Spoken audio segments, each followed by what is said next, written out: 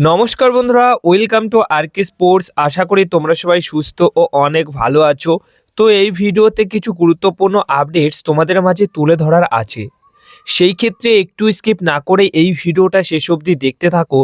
আর যারা এই চ্যানেলে প্রথমবারের জন্য এসছো অবশ্যই চ্যানেলটাকে সাবস্ক্রাইব করে রেখো। প্রথমেই যে খবরটা শেয়ার করব, কেরালা ব্লাস্টার্স এফসি দলের দুইজন প্রাক্তন বিদেশি ফুটবলারকে নিয়ে।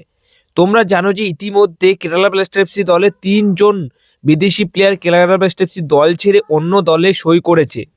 তো সেইখান থেকে দাঁড়িয়ে একটা বিষয়, 2025 জুলাই কোয়েমা পেপ্রে সে কিন্তু কেরালা ব্লাস্টার্স এফসি দল ছেড়ে কম্বোডিয়ার একটি দলে সই করে এবং সেই পেপ্রার রিপ্লেসমেন্ট হিসেবে 2026 সালের জন্য কেরালা ব্লাস্টার্স এফসি দল সই করায় পর্তুগিজ ফুটবলার থিয়াগো আলভাইসকে।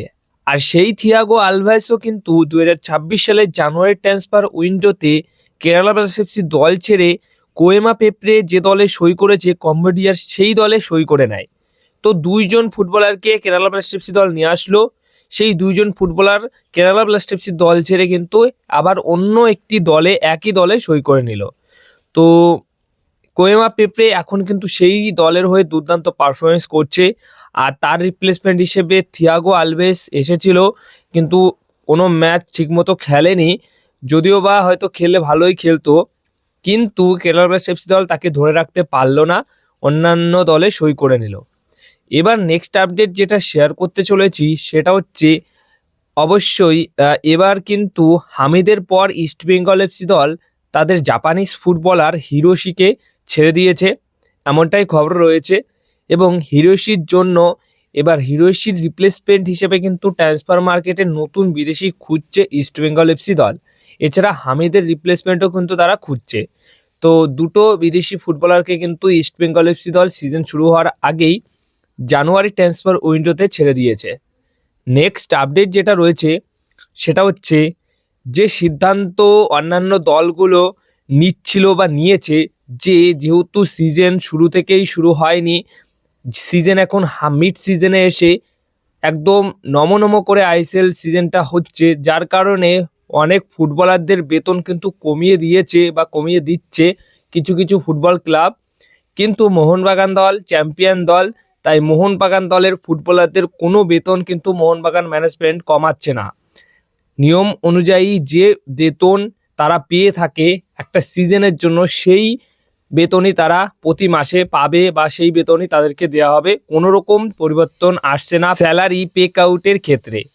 এবার নেক্সট আপডেট যেটা শেয়ার করব সেটা হচ্ছে আইএসএল এর জন্য তো 14টা ক্লাব পার্টিসিপেট করবে এই সিজনে। তো সেখানে কিন্তু 7টা ক্লাব অলরেডি কনফার্ম করে দিয়েছে যে তারা কিন্তু আইএসএল খেলার জন্য প্রস্তুত, এবং বাদবাকি আরও যে টিমগুলো রয়েছে সেই টিমগুলোও কিন্তু আইএসএল খেলার জন্য তাদের কনফার্মেশন সেটা কিন্তু করে দেবে। কিন্তু এরই মাঝে আপডেট রয়েছে যে সব দল মোটামুটি কনফার্মেশন করে দিলেও ওড়িশা এফসি দলের কিছু প্রবলেম রয়েছে, তাই ওড়িশা এফসি দল কিন্তু এই সিজনে আইএসএল নাও খেলতে পারে। এবং ওড়িশা এফসি দল যদি আইএসএল না খেলে তাহলে তাদের বদলে আই লিগের ক্লাব চার্চিল ব্রাদার্স তারা কিন্তু আইএসএলে এন্ট্রি নিতে পারে এবং তারা আইএসএল খেলতে পারে। তো তোমাদেরকে এটাও জানিয়ে দিই যে ওড়িশা এফসি দলের আইএসএল না খেলার পেছনের যে কারণটা মূলত দেখা দিচ্ছে সেটা হচ্ছে তাদের আর্থিক অবস্থা মোটামুটি এই সময়তে দাঁড়িয়ে সেরকম একটা ভালো নেই। তো সেই ক্ষেত্রে তারা নাও খেলতে পারে, তবুও সোমবার অবধি তারা সময় চেয়ে নিয়েছে। যদি এই দুদিনের মধ্যে সব কিছু ঠিকঠাক করে খেলতে পারে সেটা কিন্তু তাহলে সোমবারে জানিয়ে দেবে, এবং সোমবারের পর গিয়েই কিন্তু তোমরা পুরো পাকাপোক্ত খবর পেয়ে যাবে যে ওড়িশা এফসি দল আইএসএলে খেলছে নাকি খেলছে না। আর যদি না খেলে তাহলে অবশ্যই তাদের বদলে খেলবে চার্চিল ব্রাদার্স। তো এরপর তোমাদেরকে যে আপডেটটা শেয়ার করব সেটা হচ্ছে মেসি কাণ্ডে যুবভারতী ক্রীড়াঙ্গনে যে ক্ষয়ক্ষতির সম্মুখীন হয়েছে যুবভারতী, সেখানে কিন্তু সরকারি আইনজীবীরা একটা হিসাব দেখিয়েছে। আর সেই হিসাবের যে মূল্যটা বা যে টাকার অঙ্কের হিসাব দেখিয়েছে সেই টাকাটা হচ্ছে 1,41,00,000 টাকার সম্পত্তি ভাঙচুরের হিসাব দেখিয়েছে সরকারি আইনজীবী।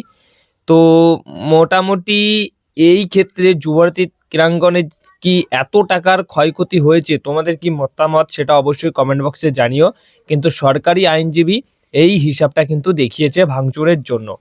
এবার নেক্সট আপডেট যেটা শেয়ার করব সেটা আগামী 11ই জানুয়ারি যুবভারতী ক্রীড়াঙ্গনের যে প্র্যাকটিস গ্রাউন্ড রয়েছে সেই প্র্যাকটিস গ্রাউন্ডের মোহনবাগান মেন টিম রিজার্ভ টিমের এগেনস্টে খেলবে একটা প্র্যাকটিস ম্যাচ। কিন্তু এখানেই শেষ নয়, ফুটবলারদের ফিটনেস আরও ঝালিয়ে নিতে এবং দলটাকে আরও ভালোভাবে প্রস্তুত করে নিতে সার্জিও লোবেরা আইএসএল শুরু হওয়ার আগে আরও কিছু প্র্যাকটিস ম্যাচ খেলতে চাইছে। তাই সেই ক্ষেত্রে মোহনবাগান কোচ এখন চাইছে যে ইন্টারকাশি এফসি দল তারা যেহেতু প্রি সিজন ক্যাম্প কলকাতাতেই করবে বা পরিকল্পনা সেরকমই রয়েছে, তাই ইন্টারকাশি দলের এগেনস্টে কিন্তু একটা প্র্যাকটিস ম্যাচ মোহনবাগান দল খেলতে পারে খুব তাড়াতাড়ি এই সিজন শুরু হওয়ার আগেই। এবং সেটা যদি হয়ে থাকে তাহলে আন্তোনিও লোপেস হাবাসের ইন্টারকাশি এবং সার্জিও লোবেরার মোহনবাগান কিন্তু মুখোমুখি হবে একটা প্র্যাকটিস ম্যাচে এই আইএসএল শুরু হওয়ার আগেই। তো সেখানে আন্তোনিও লোপেস হাবাস এবং সার্জিও লোবেরা মুখোমুখি আগেই হয়ে যাবে, আইএসএল সিজন শুরু হওয়ার আগেই কিন্তু সেটা হয়ে যাবে। তো আন্তোনিও লোপেস হাবাস মোহনবাগানের প্রাক্তন কোচ আর সার্জিও লোবেরা আইএসএলের সবথেকে নামকরা কোচ। তো দুই কোচ মানে সমানে সমানে লড়াই হবে প্র্যাকটিস ম্যাচেও। তো এই ছিল কিছু গুরুত্বপূর্ণ আপডেটস যেগুলো শেয়ার করলাম। যদি ভিডিওটা ভালো লেগে থাকে অবশ্যই ভিডিওতে লাইক করে দিও আর ভিডিওটাকে শেয়ার করে দিও এবং এই চ্যানেলটিকে সাবস্ক্রাইব করে রেখো।